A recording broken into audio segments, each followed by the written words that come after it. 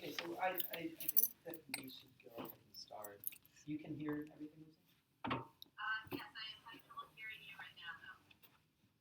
That's because you're not speaking loudly. Okay. Can you hear me now? Yep. All right. Well, welcome everybody. I am delighted to be able to introduce Lauren Thacker and her presentation of her dissertation today. You know what? Which, I'm not going to be able to hear Lauren, but she's over there.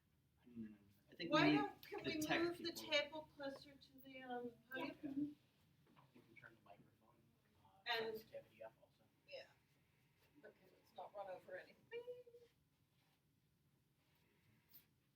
Okay.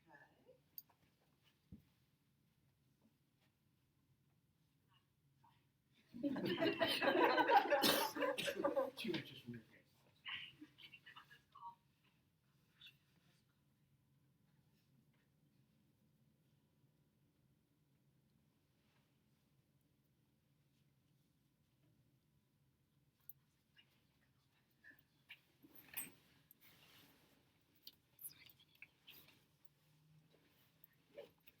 All right, that's about as sensitive a thing as we can get.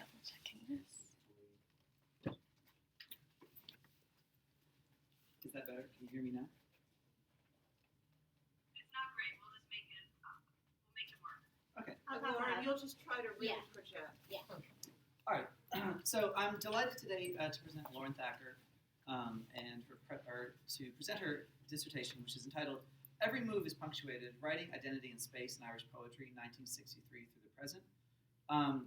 And Lauren has been an active member of our department over the years. She's participated in a number of the graduate student conferences, culminating in this year's co-directorship of the conference on the imaginary. That's very different than the imaginary conference.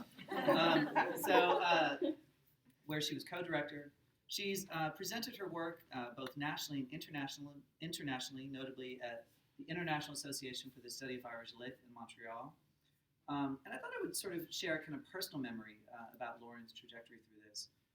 That years ago when she came to us at Northeastern from Holy Cross, she came into my office and said that she was interested in working on Seamus Heaney and political murals in Northern Ireland. And I knew this too because she worked with a very good colleague of mine, Paige Reynolds, as an undergrad, and did great work for Paige, and Paige was instrumental in recommending her to us as a graduate student.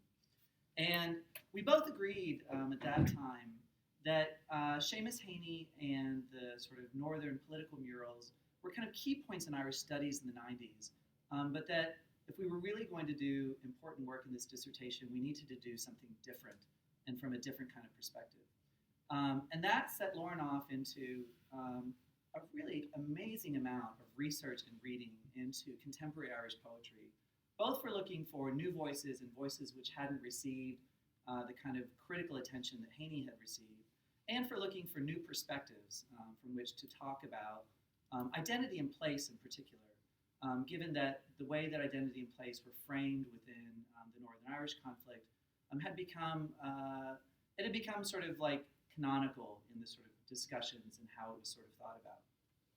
And after an amazing amount of scholarship, like I know she must be one of the world's leading experts right now in contemporary Irish poetry. She's just done an amazing amount of reading and an amazing amount of rewriting. That is to say that you might have in some sort of room in your house and with some horrible picture of me next to it, some count of the number of rewrites. But Laura Green and I were saying before this how much your writing has grown and how strong it is now. And this takes me sort of updates through all that sort of like arduousness to a moment this fall when we looked at the chapters we had before us and we realized, wow, she really had discovered a series of poets and voices which had not received the kind of critical attention that Seamus Heaney had, and had really found different ways of thinking about identity and place that sort of complicated some of the ways that identity and place were figured within community murals in the North. And we said, actually now we get to restore to the dissertation or add to the dissertation some of these kind of canonical figures, but that would emerge in a new light. And so with that, she sort of introduced the Michael Longley materials, and then added at the end a fabulous little chapter on a new voice Fiona Benson, who's writing contemporary poetry in Britain. And so I just wanted to sort of commemorate the kind of like journey and work that she's done, because it was really remarkable and really, I think, a model of what PhD work can be. And so I'm just so proud to introduce her today to share some of that work with you. So.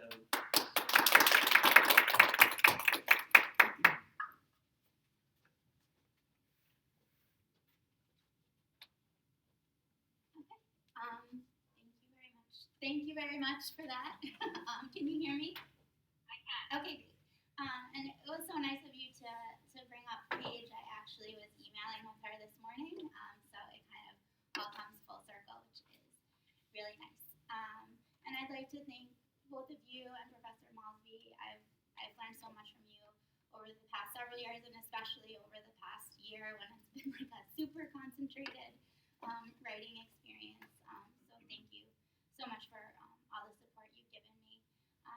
And I also want to take a moment, even though they're no longer at Northeastern, to thank Professor Brown and Professor Rotella, because I truly don't know that I would have made it through the first few years of graduate school without their encouragement. And I also want to take a moment, and I might cry a little bit at this point, but I'm going to try not to. But I do want to thank all of you guys so much, especially over the past several years.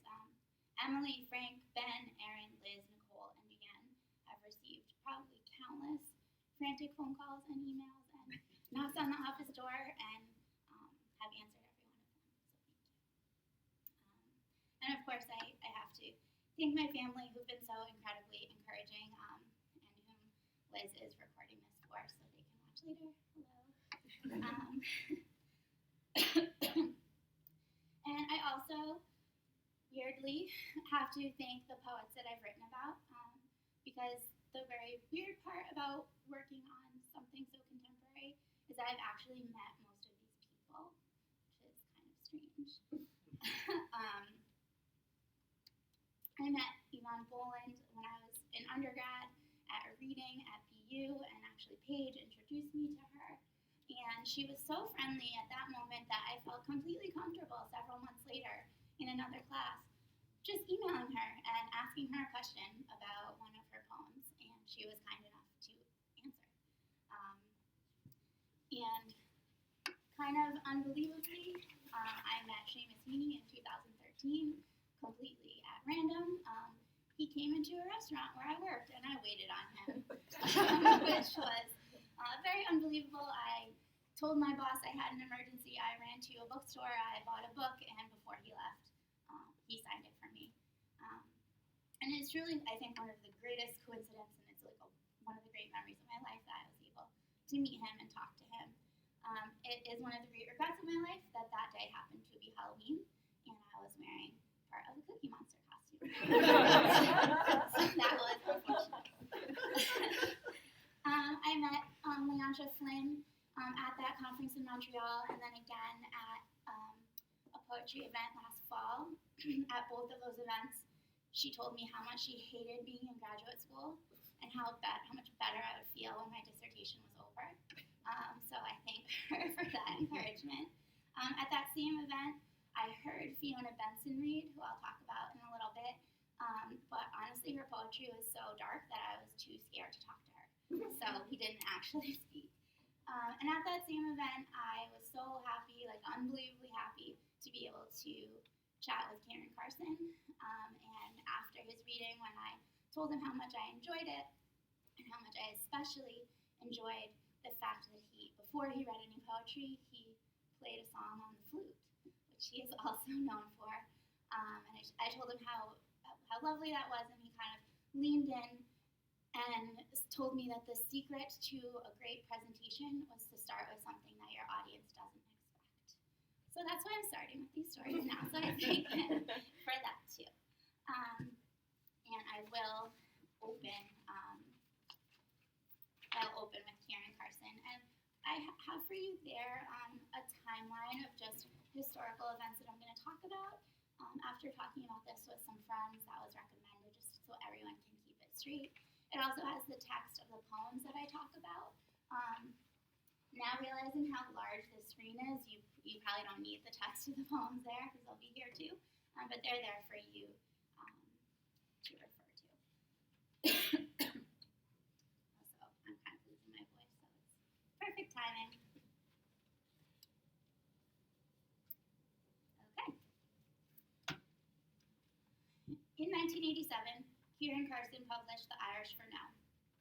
The collection opens with Dresden, a poem that continually locates, relocates, and dislocates its speaker and its speaker's companions. The poem begins with the speaker describing visiting a friend called Horace Boyle, who lives in a decrepit caravan not 2 miles out of Carrick.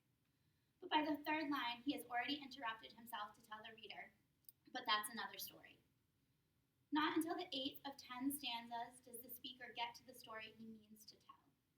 Another self-correction that changes the course of the poem and dramatically relocates Horace from his caravan. The speaker, upon seeing Horace's brother enter, writes, "I forgot to mention they were twins. They were as like as two. No, not peas in a pod, for this is not the time nor the place to get into comparisons. And this is Horace's story. Horace who, now I'm getting round to it, flew over Dresden in the war." It is in this moment that the impetus for this project began. Carson's habit of controlling information, adding to it, or complicating it, means that the reader's understanding is altered throughout. This encourages me to view the poem as a space simultaneously navigated by reader and writer, where reading the next line or taking the next turn may bring unexpected or unsettling information. The stanza of Dresden in which the speaker finally gets round to it is a moment when identity is at stake. The speaker has thus far defined Horace's identity as the teller of stories and through the people around him, particularly his brother, noting in the poem's opening line that Horace Boyle was called Horace Boyle because of his brother Mule. In this stanza, the speaker, thus far imagined as a passive speaker, becomes the storyteller, and the particulars of Horace's life, independent of his brother and local community, emerge.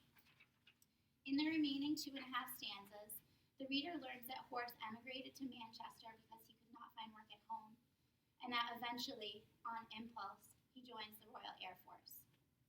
We learn that, of all the missions, Dresden broke his heart. It reminded him of China. And we learn that he keeps a piece of a China figurine from his childhood in a tin with his war medals. In another example of Carson giving information and then taking it back or complicating it, we learn that Horace could hear, or almost hear, China breaking all across the map of Dresden. In these stanzas, Carson demonstrates the temporal-spatial dimensions of Horace's identity. Horace moves from Carrick to Manchester and then flies over Dresden, which he can only imagine as a map, unlike the specific first-person knowledge he has of his neighborhood. Dresden breaks his heart, largely due to his knowledge of the city's porcelain industry and his childhood memories of a porcelain figure. And back in Carrick, years after the war, he keeps his medals with the fragments of that same figure.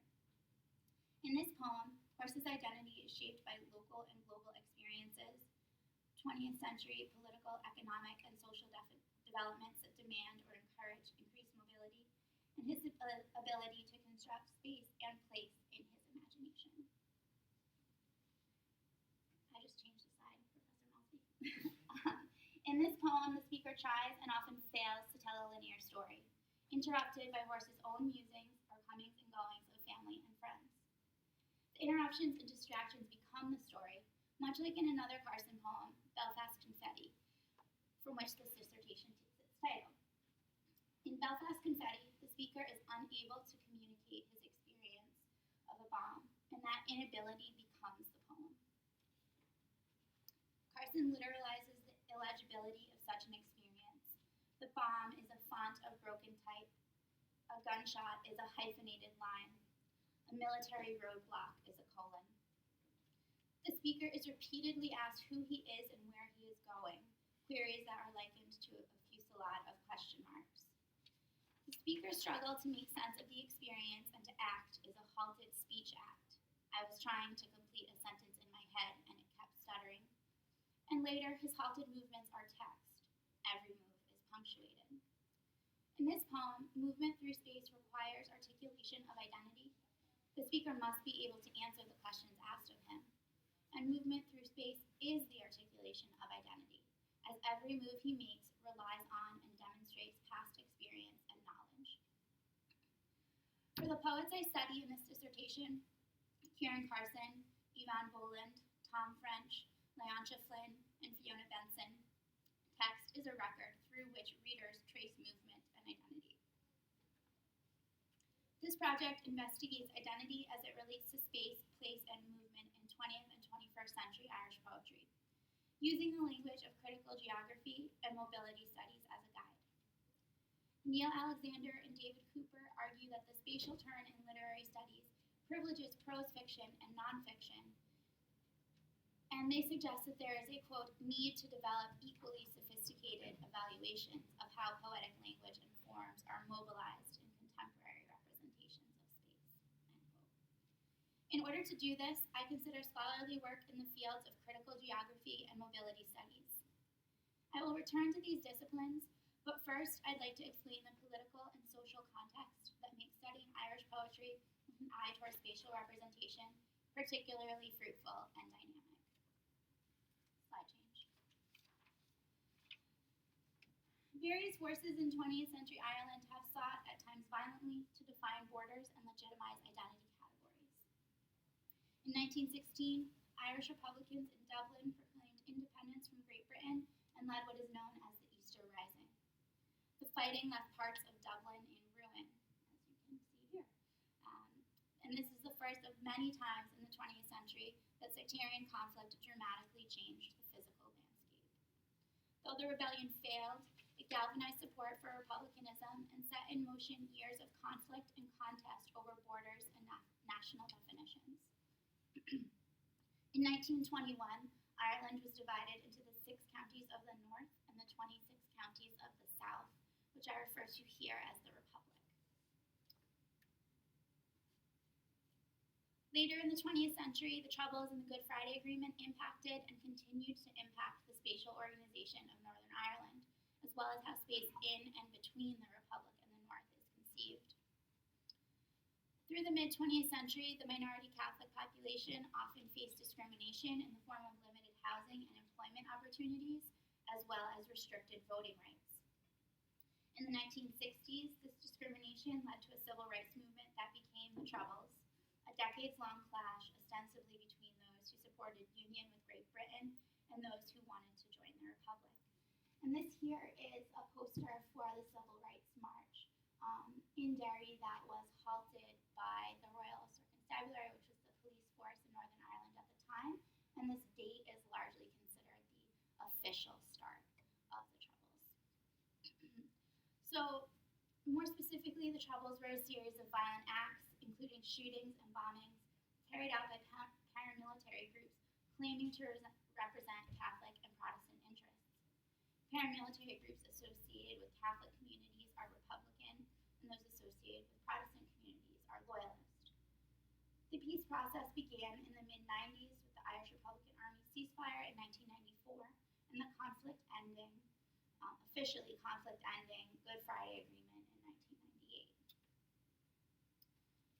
During the Troubles, there was a hyper-awareness of borders and the drive to define or control space through things like peace walls, murals, and parades. Neighborhoods were known to be Catholic or Protestant, and so-called peace walls divided neighborhoods along religious lines.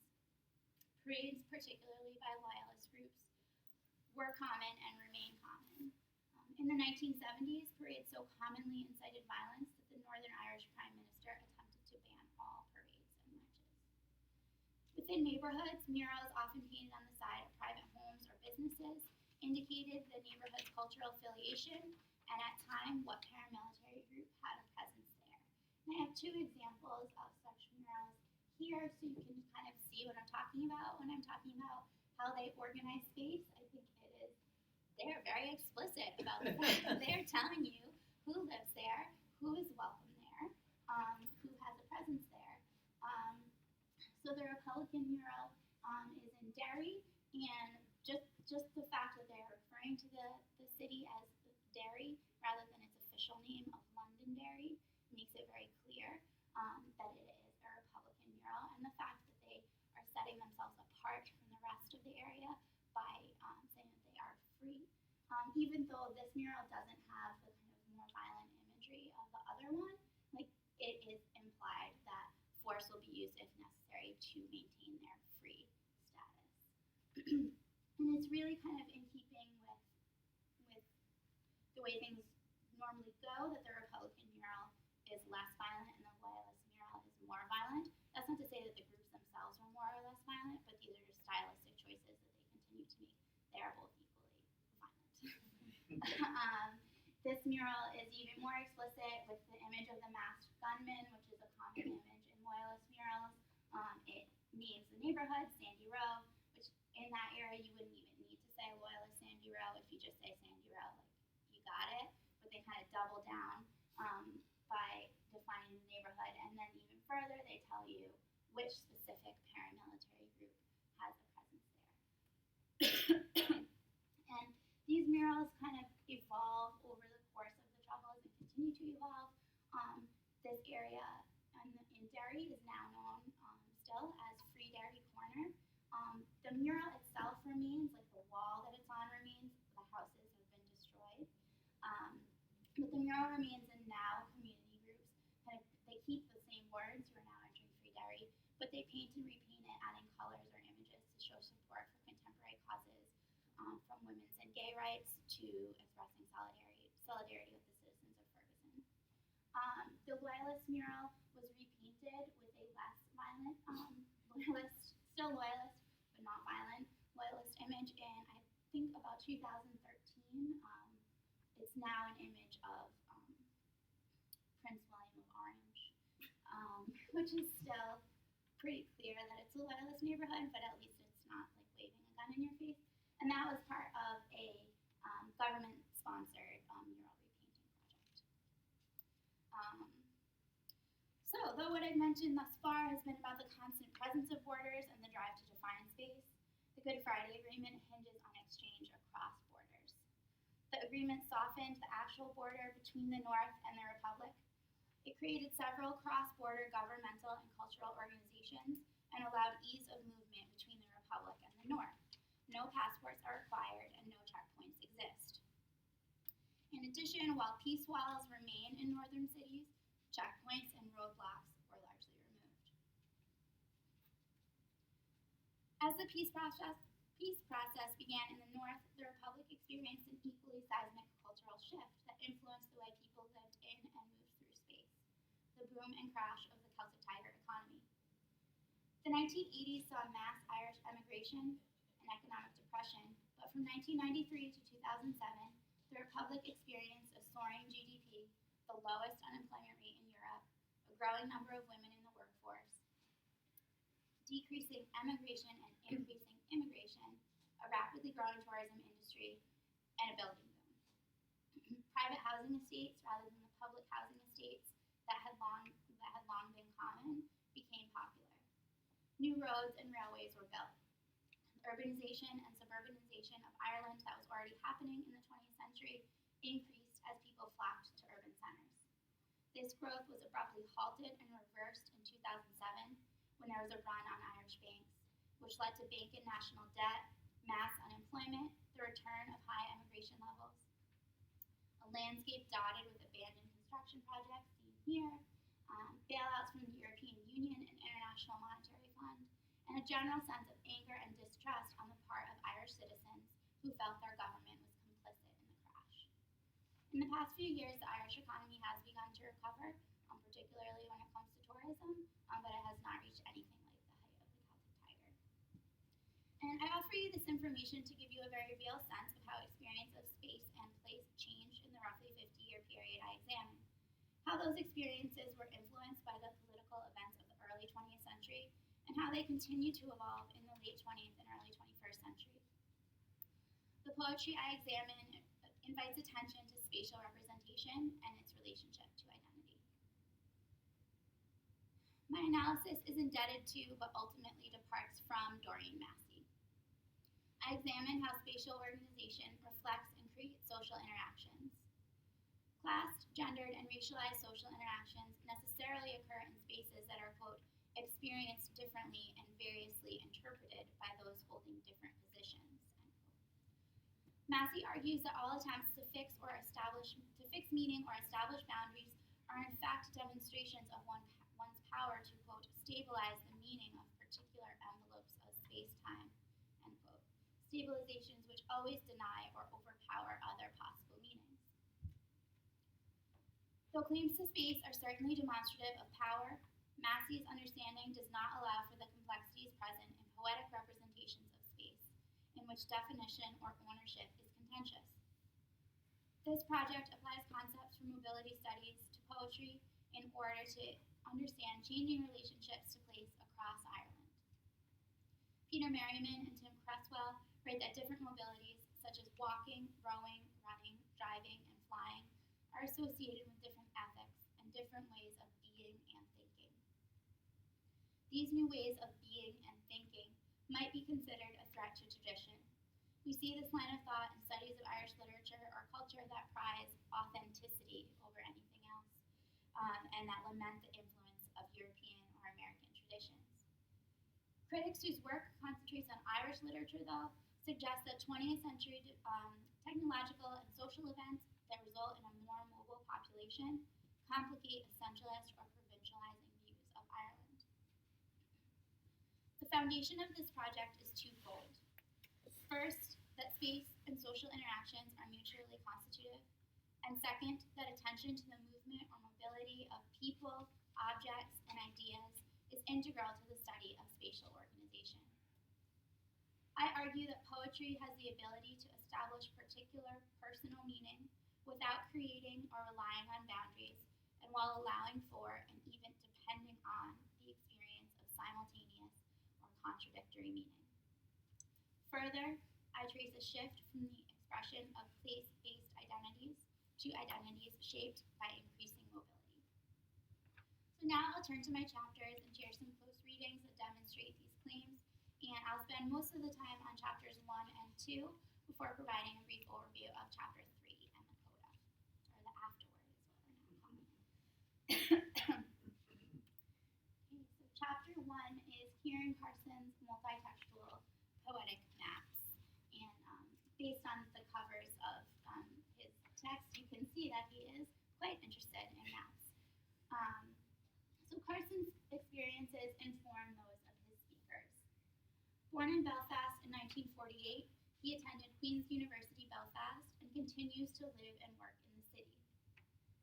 Though his poetry is not strictly autobiographical, various facts of Carson's life appear as part of his speakers' lives, including living in Belfast, specifically near the predominantly Catholic Falls Road, his father's career as a postman, his position as a native speaker of Irish, which was extremely unusual for Belfast in that time and in any time really, and his musical interests.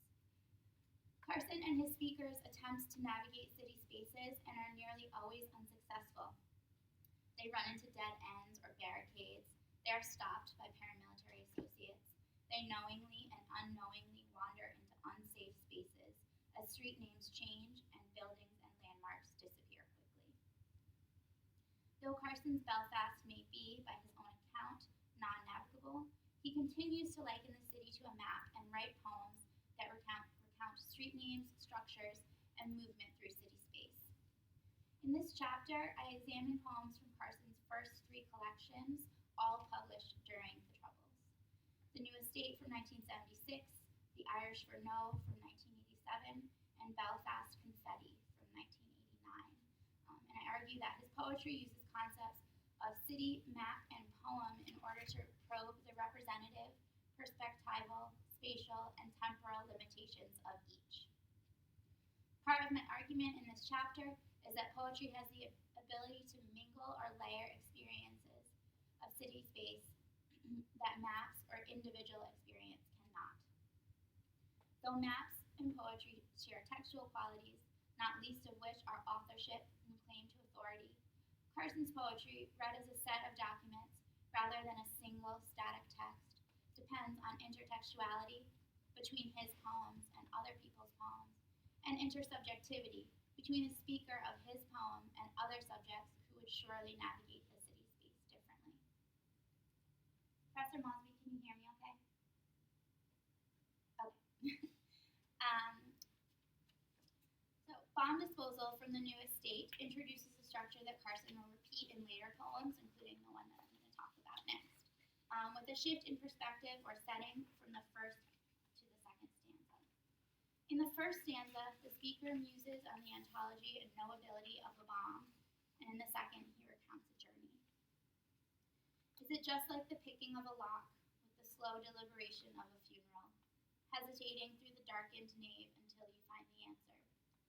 Listening to the malevolent tick of its heart, can you read the message of the threaded veins like print its body's chart?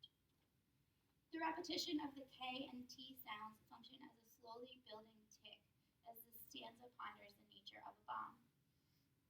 Imagining it as the interior of a building or as a body, imagines it as contained, denying the explosion which would fulfill the bomb's purpose and destroy its objecthood.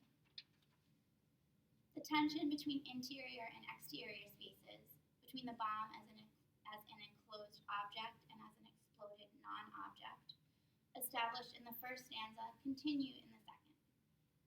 I found myself in a crowded taxi making deviations from the known route. Though the passengers are in the enclosed space of a taxi, the environment outside of the taxi becomes threatening when it is unfamiliar. Because routes are culturally and politically determined, the deviation in bomb disposal causes people to break out suddenly in whispers, noting the building's boarded windows and drawn blinds. In this moment, there are two interiors, the taxi and the homes. Though Carson's speaker is in the taxi, looking out at the boarded windows, it is possible and even likely that figures exist in the homes, peering out of the blinds at the interloping taxi. No people occupy the space between. The taxi and the homes are contained spaces, like the bomb, but the figures inside of them may take actions that rupture the boundaries of the interior spaces, such as throwing a bomb or a rock, shooting a gun, or even just physically approaching the taxi or the home. In the moment of the poem, only gazes, each from behind the window, extend outward.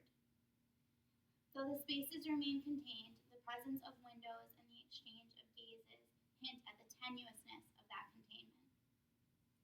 Even if the poem does not give the reader the view from inside the windows, it is haunted by it. That is, the possibility of people behind the drawn blinds makes itself known in the nervous whispers of the speaker and his companions.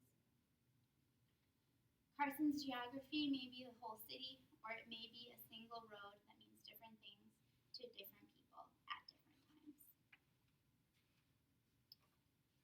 Travelers from the Irish Furneaux is a poem of spaces that have been many places at many times. The first stanza's subject is a small, trouserless traveler boy, and travelers are an itinerant indigenous ethnic group in Ireland. The boy wanders around the waste ground that was Market Street and Verner Street through what the speaker calls the boy's personal map: junked refrigerators, cars, and cookers, anchored caravans. The speaker suggests that the boy's personal map of the area is different than his own. The fact that the location was Market and Vernier Street indicate that in the presence of the poem that the boy occupies, because he trips, he giggles on the present tense, the streets are something else. And unlike many streets that Carson names in other poems, such as pretty much all of the streets from Belfast Confetti, Market and Verner Street have not been destroyed, and they have not been renamed. They are still, when he was writing, and still now, Market and Verner Street. So they exist in the past tense for the speaker only because they no longer match his personal map. Though the Catholic population is a minority in Northern Ireland and cultural tension between Catholics and Protestants is extremely visible, the travelers are an even smaller minority population who are largely disenfranchised. The boy moves through space that is anti-modern. His state of being trouserless suggests either extreme poverty or participation in a pre-Catholic superstition that dressed boys as girls, or both. But it also participates in the world of exchange and capitalism that it kind of entrances the speakers in other Carson poems. But instead of portraying Belfast as a cosmopolitan space, here the items that speak to modernity and capitalism, the Pampers, the refrigerators, the cars, are in decay. The phrase that follows the derelict scene of the smoldering mound of Pampers is "Sic transit gloria mundi," thus passes the glory of the world. Though mound and mundi echo one another, the high and low references indicate the gulf of experience between the speaker and the observed boy. As the speaker thinks about passing glory, the first stanza ends with his realization that this is the exact site, now that I recall it, of Murdoch's stables, past tense. How far past is unclear. The next stanza begins with the fact that Murdoch himself moved out to Flying Horse Estate some years ago. The preposition here, out, indicates something about the way the speaker organizes spaces. Though his personal map no longer corresponds to what he sees, he still considers Belfast the central point around which other places are organized. An umbilicus of dung connects Murdoch's backyard to the rest of Downpatrick, which is the town that Flying Horse Estate is located in. And so Flying Horse is Murdoch's central point, and the rest of Downpatrick organizes around it. Considered with Sic transit gloria mundi, Carson's use of umbilicus recalls the umbilicus urbis Romae, the symbolic center of Rome, of ancient Rome. For Carson, an umbilicus functions as an almost tangible connecting force, and the umbilicus is an image that he uses in other poems. In the same collection, only I think 2 poems later, there is like a kind of scene of this horrific paramilitary abduction and violence, and he uses the phrase "a dark umbilicus of smoke rising from a heap of burning tires." So this is an image that he really likes, and it is a connection, but it is not a positive connection. So Belfast is the speaker's symbolic center, and Murdoch's is Flying Horse. He moved out there because he wanted to end his days among friends. There were Murdochs in the local graveyard. His desire to live in this area highlights the connection between self and place, here literally between the body and the earth. The traveler boy from the first stanza has no such connection to a particular place, and instead shapes his identity through his mobility. Though the speaker distances himself from the young boy through verb tense and possessive pronouns, he also generates a sense of distrust for Murdoch's and perhaps his own relationship to space and place. In addition to the unsettling umbilicus of dung, there is something ominous about the fact that Murdoch has gone to Flying Horse essentially to die. Murdoch wants to be among friends, an apolitical motivation on the surface. Underneath that, however, is the fact that Northern Ireland's housing estates were and remain notoriously segregated communities. Downpatrick is a majority Catholic town, and Flying Horse itself was the site of riots in 1981 on the anniversary of internment, which was the detention without trial of men suspected to be involved with paramilitary activity. And this is something that Carson was familiar with. He references it in several poems, and his father was actually mistakenly interned for about 2 months in the early 70s because he was mistaken for his brother, who I think really was up to something, but his father had not been. So, scenes from the riot on the anniversary of internment at Flying Horse show destroyed cars, burning piles of trash, and children wandering the area, a tableau strikingly similar to the traveler boy's space. The way each scene interrupts or is integrated into one's personal map is culturally determined. Both the young traveler boy and Murdoch understand and organize space according to their cultural backgrounds. The former occupies a particular place only temporarily, sic transit, and the latter has personal and familial connections to place that he seeks to make permanent through burial in that place, gloria mundi. These figures can have relationships to the same place, the site of Murdoch's stables, but in this poem, only in different tenses.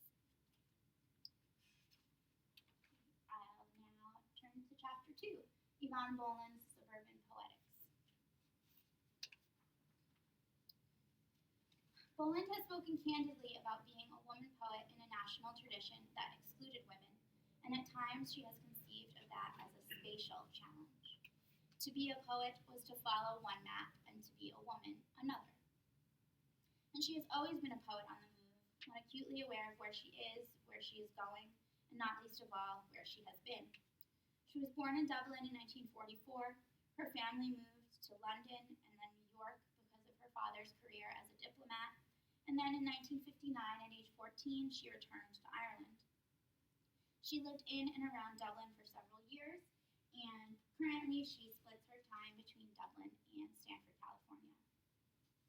In a collection of essays on her career, Boland notes that simply being in Dublin and writing in Trinity's library authorized her ambition and allowed her to feel intimately connected to Ireland's poetic tradition.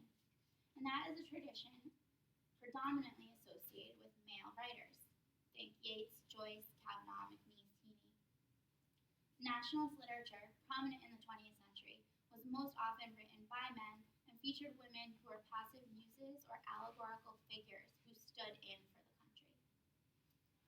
After graduating from Trinity, Boland moved to a Dublin suburb with her 2 young children. She felt at a distance from the poets she had read in the library. And the distance that she feels so acutely is much more than a physical distance. The suburb in which she lived was just a few miles from the library.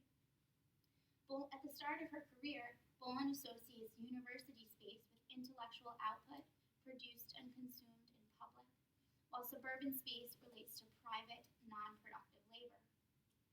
This is the intellectual distance that Boland must bridge in order to write in or about the suburbs. In this chapter, I argue that Boland is a distinctly suburban poet, and that suburban is a category that disrupts organization